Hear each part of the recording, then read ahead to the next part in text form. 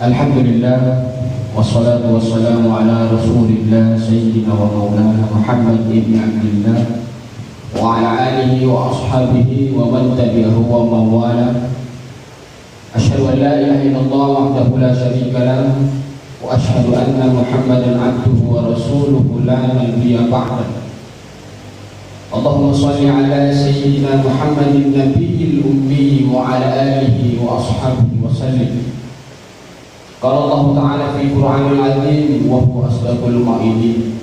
A'udzu billahi minasyaitonir rajim. Bismillahirrahmanirrahim. Ya ayyuhalladzina amanu taqullaha haqqa tuqatih wa la tamutunna illa wa antum muslimun. Shadaqallahul azim. Alhamdulillah, segala puja dan puji syukur kita panjatkan kehadirat Allah Subhanahu wa taala sebagai tetesan air hujan. Segala puja dan puji syukur kita panjatkan kehadirat Allah Subhanahu wa taala sebanyak gugusan ombak di lautan. Segala puja dan puji syukur kita panjatkan kehadirat Dia yang menjelma dalam setiap nama dan setiap wujud, sebanyak ciptaan yang ada di langit dan di bumi dan di antara keduanya.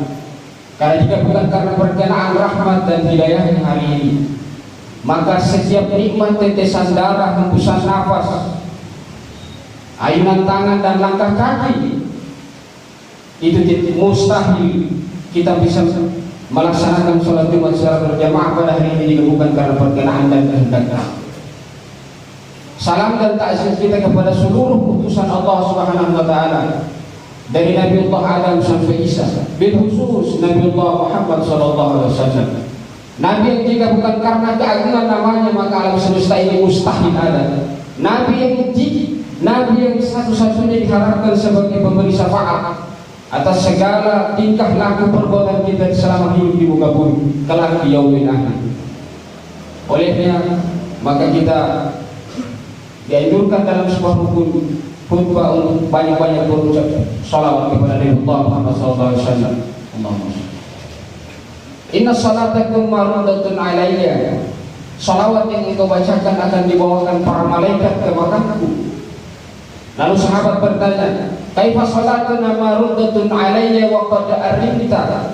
Bagaimana mungkin salawat yang kami baca akan dibawakan para malaikat ke makamu sementara jasadku telah hancur dimakan oleh cacing tanah? Lalu Nabi bersabda, inna harramal arda ajsadal anbiya. Sesungguhnya Allah mengharamkan jasad para nabi dimakan oleh tanah. Sekecil dan sebesar apa pertanggungjawaban kita kelak, faman ya'mal mithqala dzarratin khairan yarah. Sekecil biji sawi, sekecil biji zarah kesalahan yang kita lakukan maka akan diperlihatkan oleh Allah. Wa may yaqul ya'ti bima ghallah yaumal qiyamah. Siapa yang curang maka kelak akan datang dengan membawa kecurangannya di yaumil qiyamah.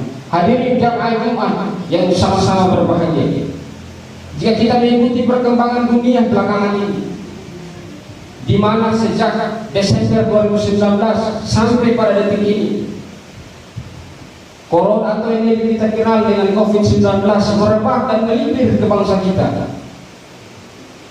Sekalipun belum ditemukan vaksinnya, namun eskalasi kematian dan akselerasi penularannya memang begitu bombastis, sehingga seluruh dunia satu sikap dan gerakan untuk mengantisipasi penularannya. Berkaitan dengan hari ini, kami teringat dengan firman Allah Subhanahu wa taala yang begitu impresif dalam Quran surat Al-Hajj. Allah menggunakan az-zalzala as-sa'ah, hentakan dan goncangan waktu. Mereka mabuk tapi sadar, seolah mereka mabuk tapi sadar. Tafsir tradisional menyebutkan bahwa ini adalah proses kehancuran tata surya, artinya bahwa manusia menuju kepada kiamat. Tetapi akan lebih relevan jika kita memaknai bahwa secara realistis bahwa Allah senantiasa ingin mengingatkan kepada kita semua tentang kehati-hatian tentang hentakan dan goncangan waktu yang akan memuntahkan seluruh kandungan batin kita. Hadirin jamaah Jumat yang insyaallah dirahmati oleh Allah Subhanahu wa taala. Suatu ketika Sayyidah Aisyah bertanya kepada suaminya, "Ya Rasulullah, apa kata unik? Maka Rasulullah menjawab, taun itu adalah azab yang diberikan kepada Allah, kepada orang-orang yang dikehendaki, dan rahmat bagi orang-orang yang beriman. Timbul pertanyaan yang sangat mendasar. Jika wabah yang merebak pada bangsa kita itu bukan kategori azab, maka pasti dia kategori rahmat. Pertanyaannya adalah, apa variabel seseorang dikatakan beriman? Apa yang bisa melegitimasi diri kita bahwa kita beriman? Apakah dengan meyakini rukun iman yang ada 6 itu? Maka suatu ketika Hasan ditanya, al-mu'minun anta, apakah engkau seorang mukmin? Maka Al-Hasan dijawab, jika yang dimaksud beriman adalah beriman kepada Allah, beriman kepada malaikatnya, beriman kepada kitabnya, beriman kepada nabinya, beriman kepada takdir baik dan takdir buruk, beriman kepada hari akhir, maka saya beriman. Tetapi yang dimaksud beriman dalam Quran surat Al-Anfal ayat 2-3, maka saya belum berani memastikan diri saya beriman atau tidak. Apa yang dimaksud dalam Quran surat Al-Anfal ayat 2-3? Sesungguhnya orang mukmin itu apabila dibacakan nama Allah bergetar hatinya, dan apabila mendengar ayat-ayat Allah maka bertambah kuat imannya. Ayat 3-nya yaitu alladzina yuqimuna sholata wa mimma razaqnahum yunfiqun, yaitu orang-orang yang senantiasa melaksanakan sholat dan menginfakkan sebahagian rezeki yang kami berikan kepada mereka. Jadi variabel dan kategori beriman dalam Quran surat Al-Anfal ada 2. Orang yang melaksanakan sholat dan menginfakkan sebahagian rezeki yang kami berikan kepada mereka. Hadirin jamaah umat yang berbahagia, maka tidak ada variabel yang bisa kita gunakan untuk memberikan pegangan terhadap diri kita bahwa kita beriman, sepanjang 2 variabel dalam Quran surat Al-Anfal belum kita maksimalkan. Makanya kenapa Rasulullah Shallallahu Alaihi Wasallam sangat menitik beratkan dan memberikan catatan penting tentang sholat. Ini poin pertama. Dalam hadis riwayat Imam Bukhari kurang lebih nomor 651, sholatlah engkau sebagaimana engkau melihatku sholat. Rasul menitik beratkan persoalan sholat bukan untuk membuat umat terbebani, tetapi memiliki keistimewaan. Salah satu di antara beberapa keistimewaan yang Rasulullah SAW harapkan kepada umatnya dalam Quran surat Al-Ankabut ayat 54, bahwa sesungguhnya sholat itu mencegah perbuatan keji dan munkar. Inna sholata tanha anil fahsya wal munkar. Bahwa satu di antara keistimewaan sholat yang menjadi catatan penting Rasulullah Muhammad SAW, bahwa sholat itu sejatinya mencegah perbuatan keji dan munkar. Fahsya itu sumbernya adalah hati, seperti pornografi, porno aksi, LGBT, heteroseksual, itu sumbernya adalah hati, syahwat. Fahsya. Munkar itu sumbernya adalah jiwa dan akal. Korupsi, serakah, arogansi, penindasan, eksploitasi dan lain sebagainya, itu bersumber dari munkar. Jika ada orang yang sholat tapi masih melaksanakan kemungkaran di muka bumi, berarti ada yang salah dengan sholatnya. Ini yang dimaksud, ini yang Rasul ingin sampaikan, bahwa persoalan sholat dengan baik-baik. Hadirin jamaah Jumat yang berbahagia. Poin yang kedua, bahwa variabel iman yang dimaksud dalam Quran surat Al-Anfal adalah menginfakkan sebahagian rezekinya. Menginfakkan sebahagian rezeki jalan Allah. Dia paras keringat, dia banting tulang pagi, sore dan malam. Begitu dia dapat, dia tahu bahwa di situ ada hak fakir, dia tahu bahwa di situ ada hak miskin, dia tahu bahwa di dalam apa yang dia dapat ada hak musta'adah, ada hak janda-janda tua yang butuh santunan. Makanya Husain bin Ali pernah bertanya kepada masyarakat, uang saya 10 dirham, saya berikan 3 dirham, berapa sisa uang saya? Pertanyaan ini menimbulkan 2 perspektif jawaban. Jawaban yang pertama dalam perspektif matematika, uang saya 10 dirham, saya berikan 3 dirham, maka jawaban secara matematisnya adalah sisa uangnya 7 dirham. Tapi jawaban dalam perspektif tasawuf, maka jawabannya adalah 3 dirham. 10 dirham dia berikan 3 dirham, maka jawabannya adalah 3 dirham. Karena harta yang sesungguhnya itu bukan yang kita miliki. Harta yang sesungguhnya itu apa yang kita berikan kepada orang. Makanya jawaban tasawufnya adalah 3 dirham. Hadirin jamaah Jumat yang insyaallah dirahmati Allah Subhanahu wa taala. Makanya ada seorang ulama Mekah namanya Ibnu Hisham. Dia berkata, apabila ada orang kaya yang tidak mau bersedekah maka halal darahnya. Karena perkenaan dengan ini memupuk realitas kesenjangan. Makanya berkenaan dengan hal ini, Komarudin Hidayat, Profesor Dr. Komarudin Hidayat, Rektor Universitas Islam Negeri Jakarta, memberikan analogi terhadap orang yang menginfakkan rezekinya dengan orang yang menyimpan deposit rezekinya. Orang yang menginfakkan rezekinya itu ibarat air yang mengalir dan menyirangi dan menumbuhkan tanah-tanah kering di sekelilingnya dan akan bertambah banyak. Sedangkan orang yang mendeposito kekayaannya itu ibarat telaga, di mana di situ adalah sumber penyakit, sumber segala hal, sumber belagu. Makanya dalam Quran surat Al-Humazah ayat 2, sungguhnya mereka adalah orang yang menghitung-hitung apa yang kami miliki. Dalam Quran surat Al-Humazah ayat 2. Hadirin yang Jumat yang insyaallah dirahmati Allah Subhanahu wa taala. Poin yang ketiga yang kita sampaikan bahwa dalam sebuah riwayat yang diriwayatkan oleh Imam Ja'far As-Siddiq, Imam Ja'far ini telah benefitnya Rasulullah SAW dari jalur Husain. Pernah meriwayatkan bahwa suatu ketika Rasulullah pernah ditemui oleh seorang Yahudi. Yahudi ini pas ketemu Rasul, dia berkata, "Aslam alaika," kematian atasmu. Maka Rasul menjawab, "Alaika," atasmu juga. Lalu sahabat bertanya, "Ya Rasulullah, bukankah dia memberikan salam kematian kepadamu?" Maka Rasul berkata, si Yahudi itu akan mati dengan digigit seekor binatang hitam di belakangnya. Kemudian si Yahudi ini pergi mengambil kayu, dan Rasul belum berpindah dari tempatnya, dari tempat di mana Rasul tadi ditanya.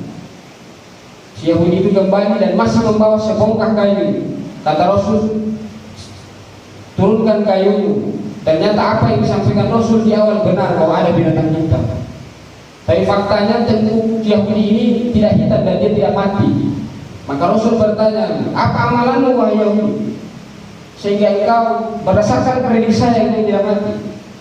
Kata Yahudi, "Saya tidak punya pekerjaan lain selain mengambil kayu dan membawa 2 potong roti, satunya saya makan dan satunya saya berikan kepada fakir dan miskin." Artinya bahwa sesuatu yang kita berikan itu mampu mencegah kita dari kematian yang buruk. Karena tadi yang saya sampaikan Hasan bin Ali, Husain bin Ali, bahwa sesungguhnya harta yang sesungguhnya kita miliki itu bukan apa yang kita punya, tapi apa yang kita berikan. Itu dalam terminologi Islam klasik pun disampaikan seperti itu. Hadirin jemaah Jumat yang insyaallah dirahmati Allah Subhanahu wa taala. Terakhir yang saya sampaikan bahwa ada klasifikasi dalam Quran surat At-Taubah ayat 60 yang disampaikan Allah. Bagaimana konsep sedekah itu bisa meretas kesenjangan. Makanya dalam deklarasi Mekah, Kunto Wijoyo, dosen UGM menyampaikan bahwa ada sistem ekonomi yang tidak bertumpu pada tauhid. Ada 3, liberalisme, kapitalisme, dan materialisme. Ada 3 sistem ekonomi yang tidak bertumpu kepada tauhid. Makanya dalam formulasi menggempur kesenjangan, Profesor Dr. Amin Rais menitik beratkan dan mengetewakan umat Islam jangan hanya terfokus pada zakat fitrahnya, tapi pada zakat profesinya. Kalau zakat fitrahnya yang 2,5%, tapi menitik beratkan kepada zakat profesi, sedekah profesi. Karena ini salah satu upaya untuk meretas kesenjangan di tengah pandemi. Makanya tadi yang saya sampaikan, cuman ada 3 sistem ekonomi yang tidak bertumpu pada tauhid. Kalau bukan materialis, maka dia kapitalis. Kalau bukan kapitalis, maka dia liberalis. Maka sepanjang dia telah mengikrarkan dirinya sebagai mukmin, maka dia mau tidak mau harus menjalankan sebuah sistem ekonomi yang bertumpu pada tauhid, yaitu dalam sabda yang disampaikan oleh Rasulullah. Seorang sahabat diutus untuk mengambil zakat kambing. Lalu sahabat bertanya, zakat yang mana yang saya ambil ya Rasulullah? Apakah zakat yang kambing yang terbaik? Kata Rasul, jangan ambil kambing yang terbaik, karena nanti yang punya kambing susah hatinya. Lalu yang terjadi juga jangan, karena sebab yang engkau mau berikan kambing itu nanti nyinyir hatinya. Lalu ya Rasul, ambil kambing yang tidak terlalu baik dan tidak terlalu buruk di tengah. Makanya Islam sangat mengatur bahwa orang yang bahil juga tidak dibenarkan dan orang yang boros juga tidak dianjurkan. Di antara boros dan bahilnya itulah pemurah. Makanya Islam sangat menentukan orang yang pemurah. Ada hak pribadi tapi dia berdampak sosial. Demikian yang dapat saya sampaikan. Barakallahu wa lakum fil Qur'anil Karim wa nafa'ani wa iyyakum bima fihi min al-ayati wa dzikril hakim wa taqabbal minni wa minkum tilawatahu innahu huwal ghafurur rahim. Alhamdulillah nahmaduhu wa nasta'inuhu wa nastaghfiruh wa na'udzu billahi min shururi anfusina wa min sayyi'ati a'malina may yahdihillahu fala mudilla lahu wa may yudlil fala hadiya lahu. Inna Allaha wa malaikatahu yusholluna 'alan nabi ya ayyuhalladzina amanu shollu 'alaihi wa sallimu taslima. Di khutbah yang kedua ini izinkan kami untuk mengingatkan kepada kita semua bahwa suatu ketika Nabi Yusuf bercakap-cakap dengan Jibril saat Nabi Yusuf masih berada dalam penjara. Ya Jibril, mengapa Allah belum juga membebaskanku sementara aku tidak bersalah? Kata Jibril, wahai Yusuf, sekiranya dulu engkau berdoa tentang keselamatan, maka hari ini engkau tidak akan berlama-lama di dalam penjara. Tetapi waktu itu engkau berdoa, penjara lebih aku sukai ketimbang berzina bersama Sulaikha.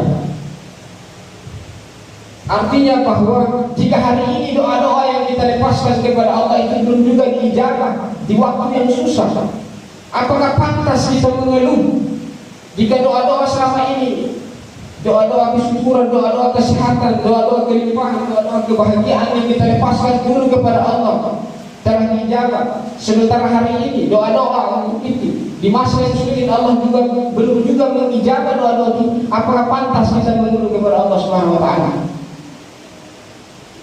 Makanya Syekh Mutawalli menyampaikan bahwa manusia memang lebih dekat pada kehidupan. Makanya dalam sebuah diskusi Allah menyampaikan bahwa aku memberikan musibah kepada hambaku karena aku suka demikian hambaku yang benar-benar saja hadapan pintu waktu. Maka oleh mari kita bersama-sama bermunajat kepada Allah Subhanahu wa taala. Allahumma ghfir lil muslimina wal muslimat wal mu'minina wal mu'minat al-ahya'i minhum wal amwat innaka sami'un qaribun mujibud da'wat wa iyyaka nasta'in. Allahumma inni nas'aluka salamatan fid din wa salamatan fid dunya wa salamatan fil akhirah wa afiyatan fil jasad wa barakatan fil rizqi wa ziyadatan fil ilmi wa tawbatan qabla al-maut wa rahmatan indal maut. Allahumma ighfir wa liwalidina warhamhuma kama rabbayana shighara. Allahumma rabbana zalamna anfusana wa in lam taghfir lana wa tarhamna lanakunanna minal khasirin. Allahumma rabbana atina fid dunya hasanah wa fil akhirati hasanah wa qina adzabannar. Subhana rabbika rabbil izzati amma yasifun wa salamun alal mursalin. Ibadallah innallaha ya'muru bil adli wal ihsan wa ita'i dzil qurba wa yanha 'anil fahsya'i wal munkari wal baghi ya'idukum la'allakum tadhakkarun. Wallahu akbar wallahu ya'lamu ma tasna'un.